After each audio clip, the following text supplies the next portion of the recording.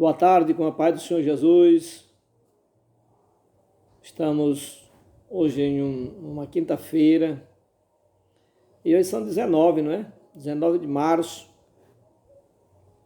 A gente gostaria de mais uma vez falar um pouco da Bíblia.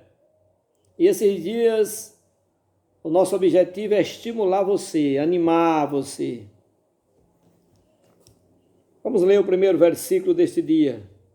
Está em Êxodo, capítulo de número 12, versículo 12. E eu passarei pela terra do Egito esta noite, e ferirei todo primogênito na terra do Egito, desde os homens até os animais, e sobre todos os deuses do Egito farei juízos. Eu sou o Senhor.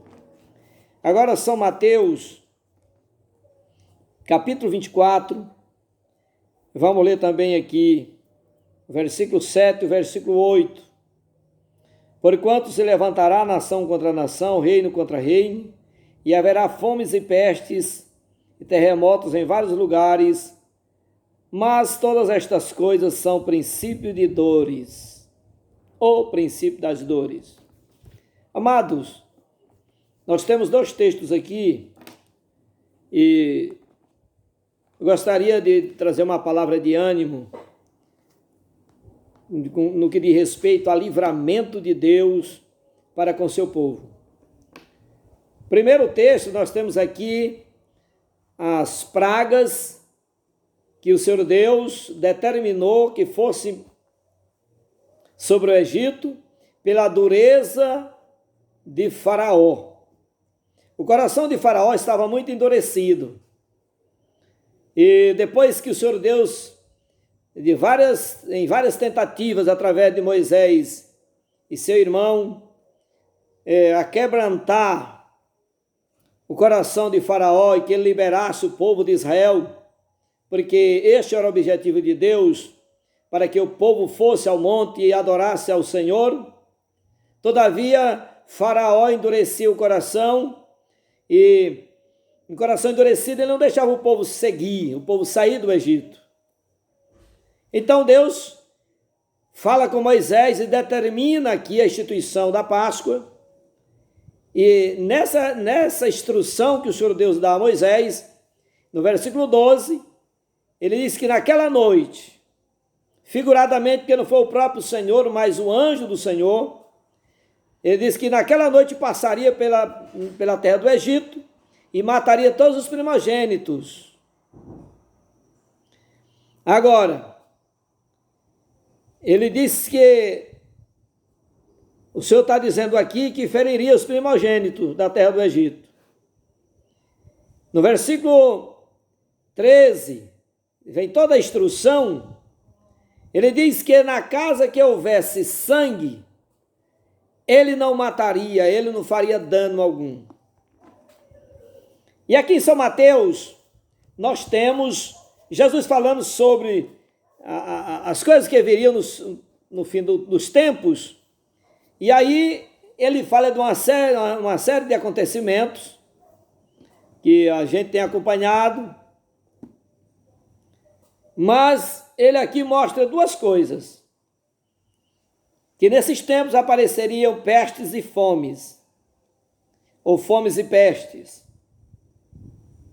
Mas garantindo ele que seria o princípio das dores. Imaginemos agora o princípio de um sofrimento, de dores.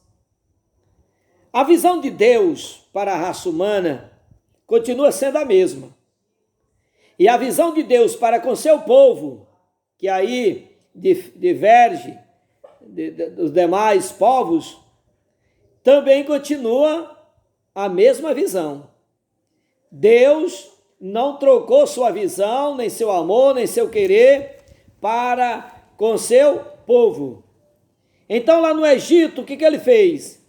Ele ordenou a Moisés que colocasse sangue dos animais nos ombrais e vegas das portas.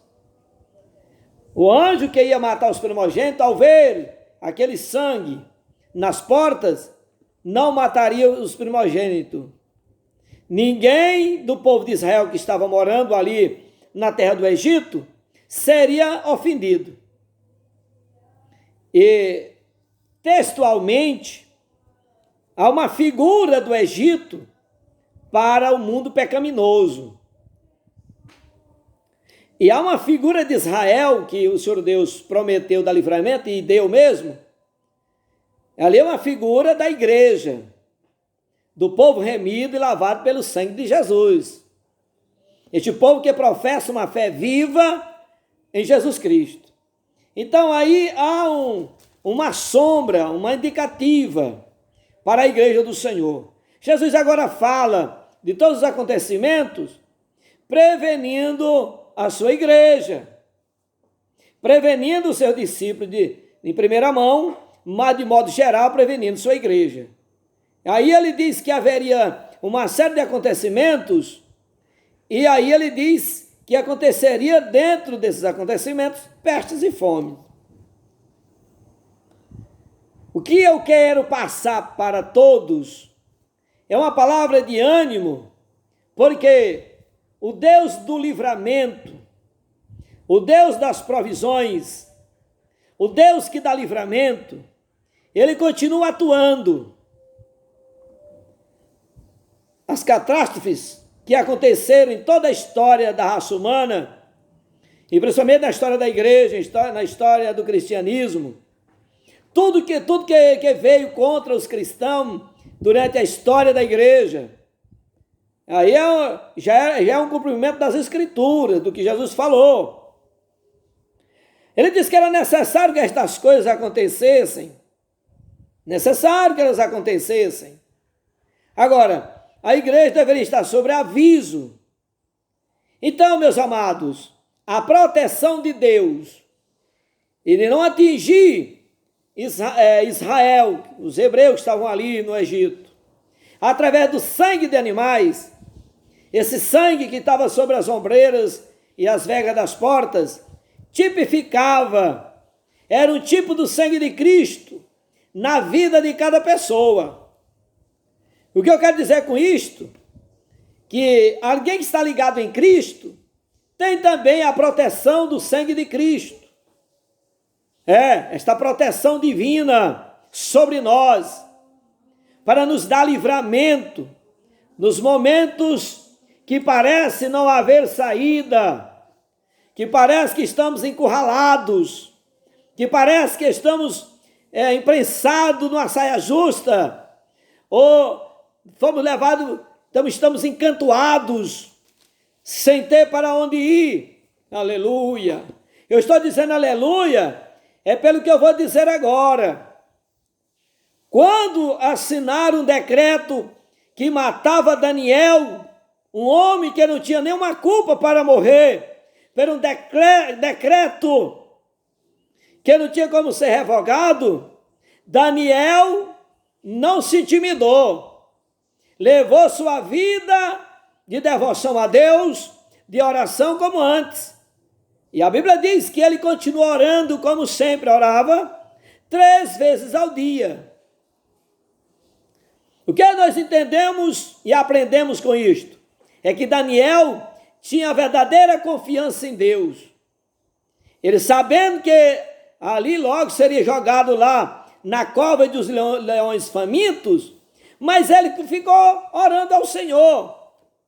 Como que dissesse assim, se eu tiver de ser comido, serei. Se não, Deus pode me dar livramento. Eu vou continuar minha devoção a Deus e pronto. É isso que os cristãos devem fazer. Nós devemos permanecer na nossa devoção ao Senhor, orando, confiando, esperando, porque o Senhor Deus dá livramento a quem Ele quer dar livramento.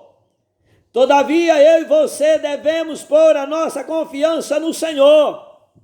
Bendito é o homem que põe a sua confiança no Senhor.